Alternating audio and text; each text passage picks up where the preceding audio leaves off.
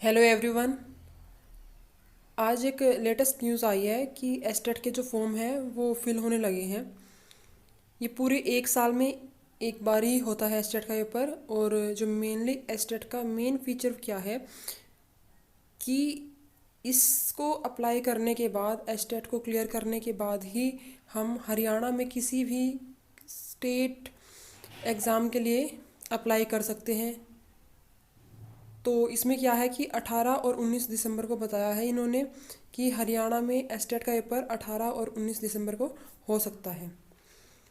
ये मतलब फिक्स नहीं है अभी कि हाँ ये फिक्स है कि एस्टेट का पेपर 18 और 19 दिसंबर को ही होगा, लेकिन हाँ ये टेंटेटिव डेट है एस्टेट की। लास्ट ईयर भी हुआ था तो वो भी जनवरी में हुआ था। होप्सो अगर दिसंबर में नहीं होगा तो जनवरी में हो ही जाएगा।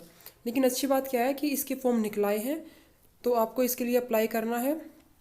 तो क्या क्या उसके लिए चीज़ चाहिए, आपको क्या करना चाहिए, इसके बारे में हम देखते हैं कि एस्टेट के पेपर में क्या क्या चाहिए आपको। तो सबसे पहले है फ़ीस के बारे में जानेंगे हम कि एस्टेट की फ़ीस कितनी है। जैसे एससी की अलग होती है, बीसी की अलग होती है, और जर्नल और जो अदर स्टेट्स के पर्सन होती है उनकी अलग होती है। इसके बारे में डिस्कस करेंगे।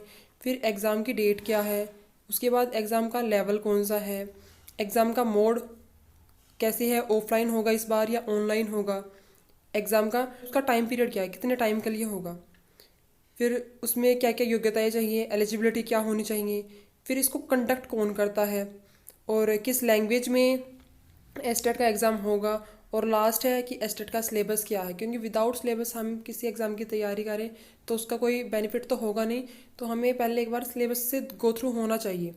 अब सबसे पहले हम देखते हैं कि एस्टेट की फ़ीस कैसी है। तो आपको पता होगा कि एस्टेट में 3 लेवल होते हैं। फर्स्ट जेबीटी के लिए, सेकंड बीएड के लिए जिसे हम टीजीटी बोलते हैं, और थर्ड है पीजीटी जो हमारे एमए बेस मतलब मास्टर्स करने के बाद जब हम अप्लाई करते हैं तो वो होता है लेवल थर्ड। अब देखो जो फीस की बात की गई है उसमें क्या है, जो जर्नल के लिए है वो फीस यहाँ है, और जो एससी वगैरह के लिए है उनका फीस का क्राइटेरिया इस तरफ दिया गया है।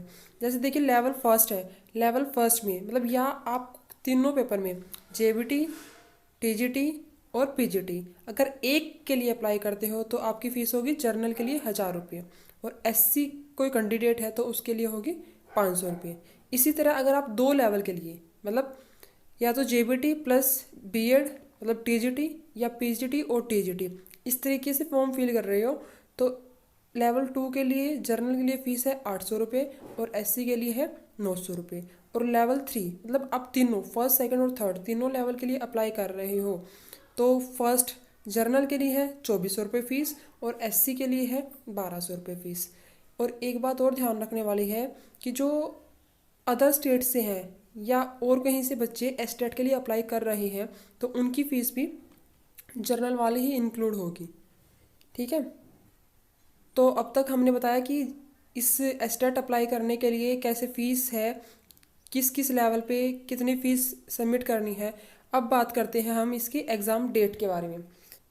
वो आई है 18 दिसंबर और 19 दिसंबर। अब देखो 18 दिसंबर में होती है इवनिंग शिफ्ट में, इवनिंग शिफ्ट में होगा आपका पेपर पीजीटी के लिए, और अगले दिन सुबह होगा आपका टीजीटी के लिए 19 दिसंबर को मॉर्निंग में, और इवनिंग में होगा पीआरटी के लिए। ठीक है।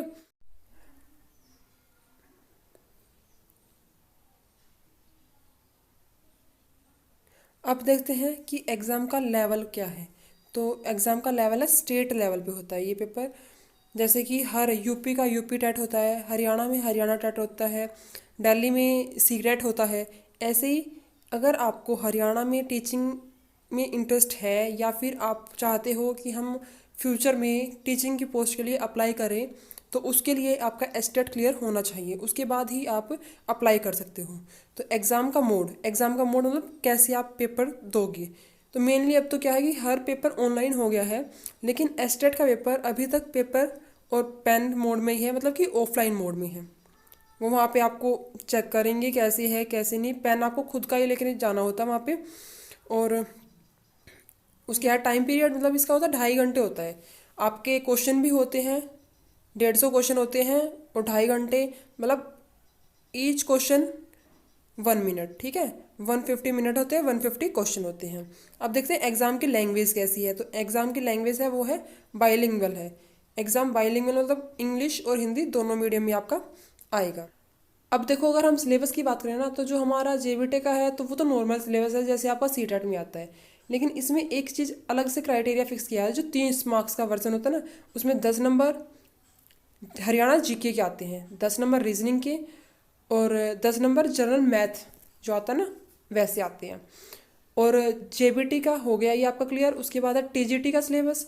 तो टीजीटी में आपका 30 नंबर की साइको, 15 नंबर की इंग्लिश, 15 नंबर की हिंदी, सेम चीज़ फिर 10 नंबर की हरियाणा जी के, 10 नंबर का जनरल मैथ, और 10 नंबर की रीजनिंग आती है। जैसे आपका मैथ है तो जो 60 क्वेश्चन है वो आपके मैथ से ही आएंगे। हिंदी है तो हिंदी से, मतलब जो भी आपका सब्जेक्ट है उससे रिलेटेड ही वो सारे क्वेश्चन आएंगे। 60 क्वेश्चन का मार्जिन है। ऐसे ही जो पीजीटी के लिए है तो वहाँ पीजीटी से रिलेटेड जिस सब्जेक्ट में आपने मास्टर्स किया है तो उससे ही वो क्वेश्चन आएंगे, ठीक है। तो आई होप सो आपको ये सब क्लियर हो गया होगा। जो आपकी टेंटेटिव डेट है ना वो तो यही है कि 18 और 19 दिसंबर। लेकिन आपको अगर 1% ये लग रहा है कि हाँ कुछ कुछ इशू हो सकते हैं या कोई भी क्राइटेरिया लगो, जैसे कि पिछली बार भी हमारा एक्सटेंड हुआ था एग्ज़ाम, तो एक्सटेंड के चक्कर में तो ना रहे उतना ही अच्छा है। बाकी अगर एक्सटेंड होगा ना तो भी लास्ट वो जनवरी ही जाएगा, जनवरी से आगे वो नहीं जाएगा। और आपका मे बी फेब तक रिजल्ट भी आ जाएगा। तो उसके बाद आपकी जो स्क्रीनिंग वगैरह होती है वो स्क्रीनिंग स्टार्ट हो जाएगी। उसके बाद तो ये है मेनली कि आपको अगर हरियाणा में अप्लाई करना है किसी भी टीचिंग पोस्ट के लिए तो आप अप्लाई कर सकते हो। एक बात और है कि जो जर्नल के लिए मार्क्स है ना वो सेम 90 ही चाहिए आपको। 90 मार्क्स चाहिए कवर करने के लिए और आप क्लियर हो जाएगा। बाकी इसमें ऐसा कुछ नहीं है कि कोई मेरिट लिस्ट लगेगी या और कुछ। सो आई होप आपको ये चीज़ क्लियर हो गई होगी कि कैसे आपको एग्ज़ाम देना है और कैसे और आपको अपनी प्लानिंग करनी है। अगर आप इससे रिलेटेड और कुछ जानना चाहते हो तो इस चैनल के साथ बने रहिए, क्योंकि हम तैयारी करेंगे यहाँ पे, मतलब फास्ट फास्ट करेंगे। एटलीस्ट हम 90 मार्क्स टू 120 मार्क्स ऐसे तैयारी करेंगे कि हमारा क्लियर हो ही जाए। क्योंकि हमें मेनली क्या है, हमें 90 मार्क्स ही चाहिए। उससे ऊपर जितने भी आए क्लियर तो वो भी माना जाएगा, ठीक है। तो all the best for your exam. Thank you for watching.